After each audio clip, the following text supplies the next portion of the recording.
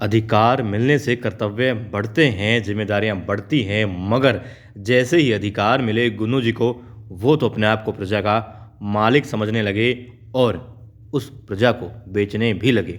अब ये सारी बातें खुल चुकी हैं और दरबार में गुन्नू जी को सजा भी दी जानी है, उनका फैसला होना है, निचोड़ होना है उनके गुनाहों का। अब अंतिम प्रयास है वो करना चाहती है। द्वारकाबाई साहेब देवी अहिल्या पास जाती है और पूछती है, अहिल्या क्या तुम मेरे जावेद साहेब को सजा दोगी? तुम्हें थोड़ा सा भी ख्याल नहीं आएगा तुम्हारी ननंद सीताबाई होलकर का?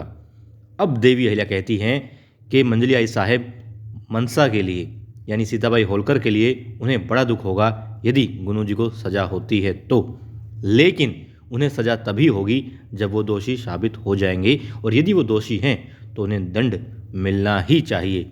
ये बात कह करके वो जाना चाहती है। ये बातें सुनते ही द्वारकाबाई साहेब और उनकी खास सहेली दासी यमुनाबाई की सांसें अटक जाती हैं कि गुन्नू जी फंसे तो धीरे धीरे वो भी फंस सकती हैं।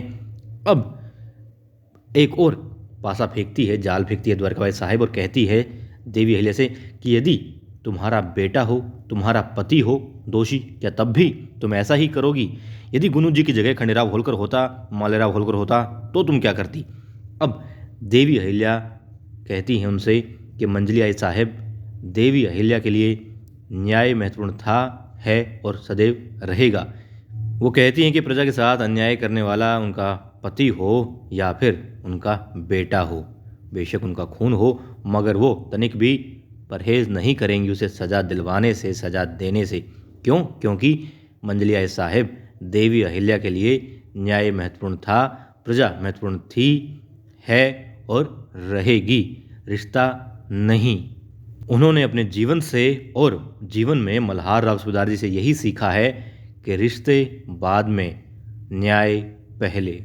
ये बात कहकर अब देवी अहिल्या चली जाती हैं और द्वारकाबाई साहेब की सांसें बीच में ही अटका जाती हैं।